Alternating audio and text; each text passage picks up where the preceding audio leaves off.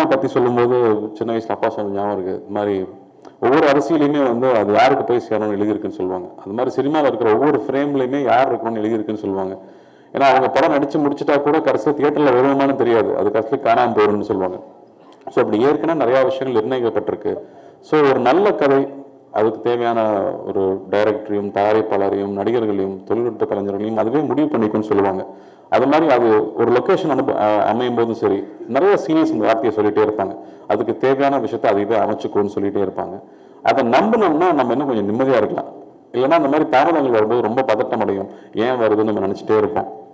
But அதை நம்பும்போது நிச்சயமா அது ஒரு பிளான் பண்ணி அது இப்போதான் வரணும்னு நினச்சி வருது அப்படிங்கிறது புரிஞ்சுக்கிட்டோம்னா நாம வந்து கவலை இல்லாமல் நம்ம கையில் இல்லாத ஒரு விஷயத்துக்காக நம்ம வருத்தப்படாமல் நிம்மதியாக இருக்க முடியும். அந்த வகையில் இந்த படம் ஒரு பெரிய தாமதத்துக்கு அப்புறம், பெரிய போராட்டத்துக்கு அப்புறமா இன்னைக்கு வந்து சேர்ந்துருக்கு. ஞானவேல் சொன்ன மாதிரியே நானும் நிறைய பேருக்கு ரொம்ப நன்றி கடன்பட்டிருக்கேன். முக்கியமாக அண்ணாக்கு அவ்வளோ பெரிய சப்போர்ட்டாக இருந்து இந்த படம் ரிலீஸ் ஆகிறதுக்கு பெரிய உதவியாக இருந்திருக்காரு.